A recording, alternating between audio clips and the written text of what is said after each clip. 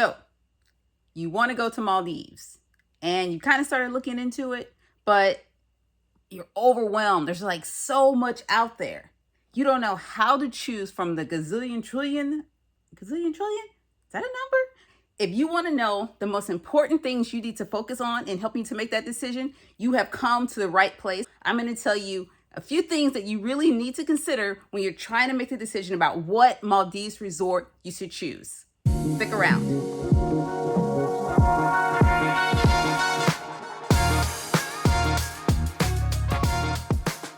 All right, so Pam and I went to Maldives a couple of months ago. It was the most amazing trip that we ever could have thought of. Definitely one of those kind of bucket list type of deals. Stay tuned. We're going to be posting a lot of videos about our experiences there, what our resort looked like, what our room looked like, the kind of stuff that we did, and even the process that you need to go through once you actually get to Maldives. But what I want to talk about in this video right now is how do you even choose the resort? Maldives has over 1,200 islands. That's right, 1,200 islands. That's a lot of islands. So how do you cut through the noise and choose whatever resort you want to? First, let's talk about how the country of Maldives is set up. So I think when people hear Maldives, they're thinking about, the Maldives, which gets boiled down to the islands. Maldives is a country. And there is the main island, Male. And they also have a smaller island that's off of Male, which is called Hulu Male. And then there are all the 1,200 islands that are off the main part of the country, Male and Hulu Male.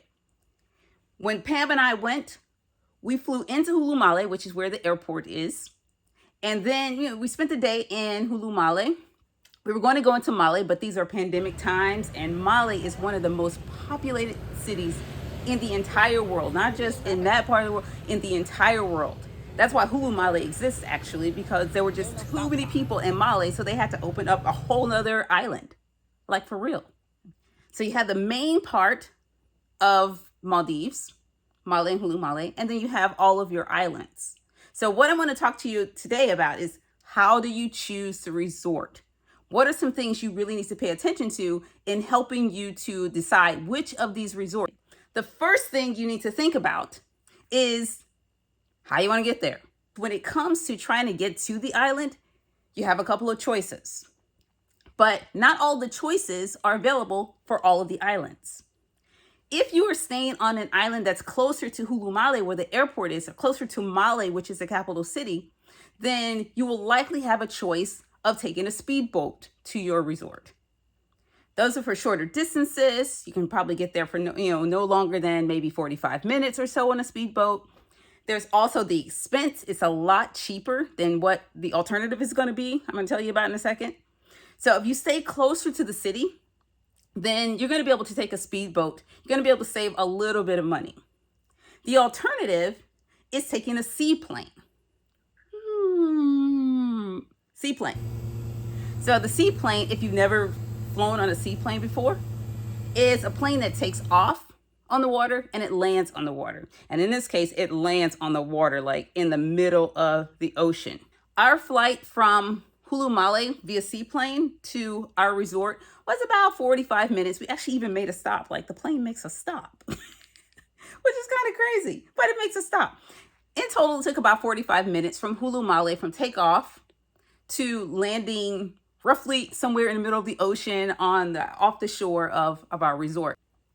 The difference really is going to be cost. Seaplane flights can get pricey. At the time of this recording, our seaplane flight was $450 for a round trip ticket for one person. A 45-minute flight was $450 US.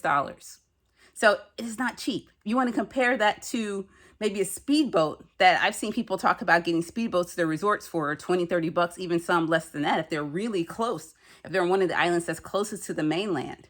So you have something that's probably going to run you less than $100 for certain on a speedboat to probably closer to $500, if not a little bit more, on a seaplane. If you don't want that extra expense of the seaplane, because that can add up, and the Maldives in general can add up, then you might consider a resort that's a little bit closer to the shore just to save you a few $100s. The second thing you need to pay attention to when trying to choose a resort is how big, right? Now, some of these aren't rocket science. These are some of the things you might consider anyway if you're thinking about going to a resort. Do you want to stay at this big old gigantic thing where you basically need a cart to get on the other side? Or do you want something that's smaller, more intimate, just because you will be in the middle of the ocean? What you have on that island is what you have on that island. For the most, unless you're on one of the islands that's super close, what you have access to when you're on island is all you're going to have access to. So you want to make sure that you choose a resort that is large enough so that it'll offer you a decent number of activities and food options and accommodation options, whatever it is. A lot of this is really personal. So your larger resorts are going to have more restaurants, so you're going to have more food variety than what your smaller resorts are going to have. Your larger resorts also are going to have more people. So again, this is a personal thing. I tend not to like places where there are going to be people all over the place. I tend to like smaller, intimate spots where I can kind of get lost.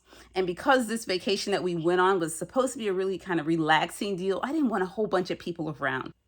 Another thing that's not exactly rocket science, but you still need to think about when you're choosing a resort for the Maldives is what kind of amenities are there? With so many islands and so many different resorts, you're going to have so many options. I guess that's kind of the point of this video, right? Things like room type. When people think of the Maldives, a lot of times they think about the overwater villa or bungalow type of experiences. Others aren't looking for that at all, and they just kind of want something right. They want to walk out and go right onto the beach and not necessarily step down into water.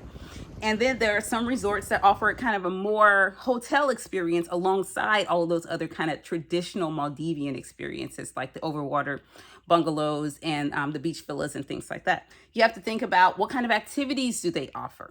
And not just what kind of activities do they offer, but what's included.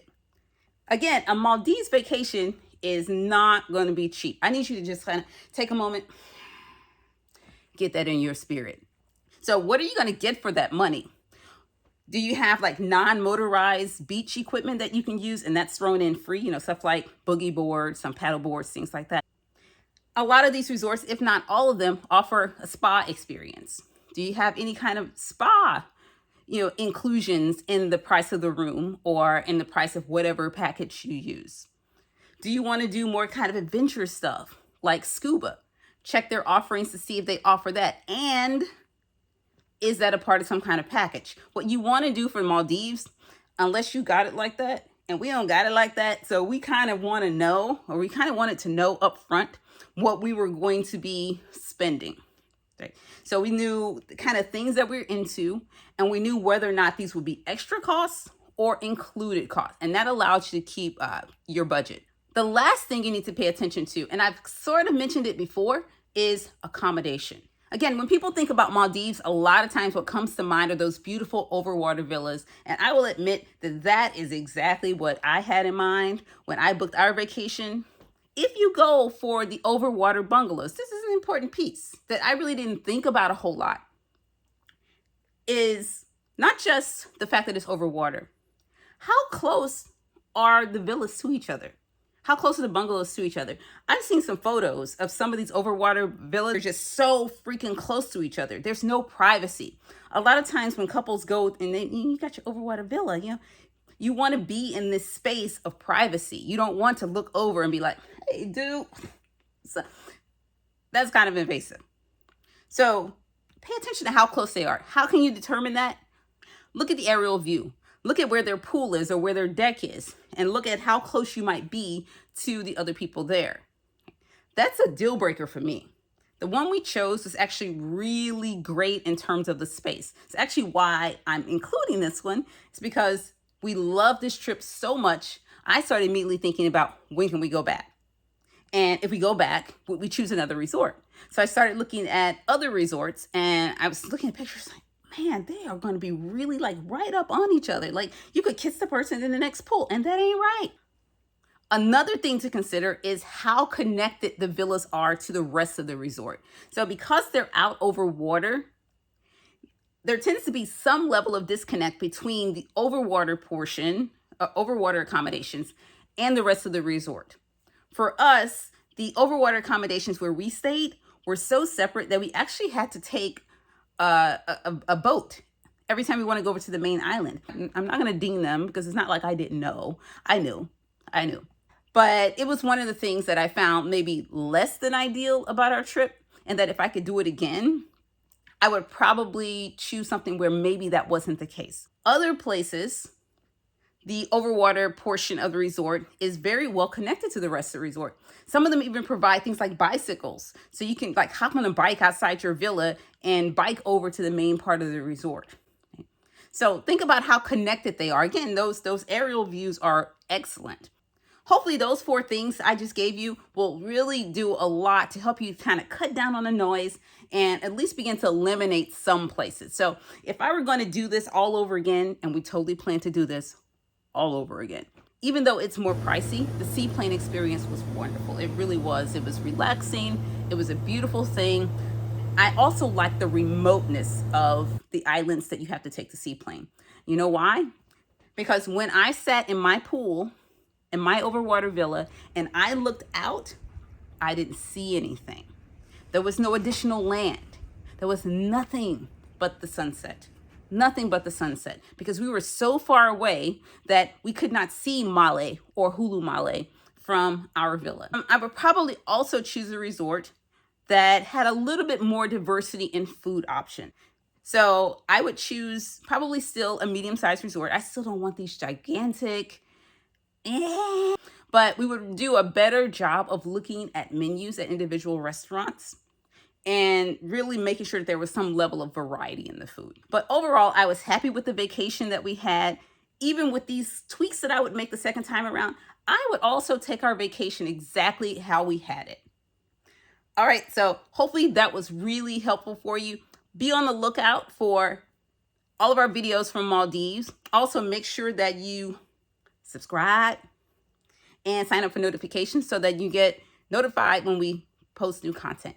Have a wonderful day. Bye-bye.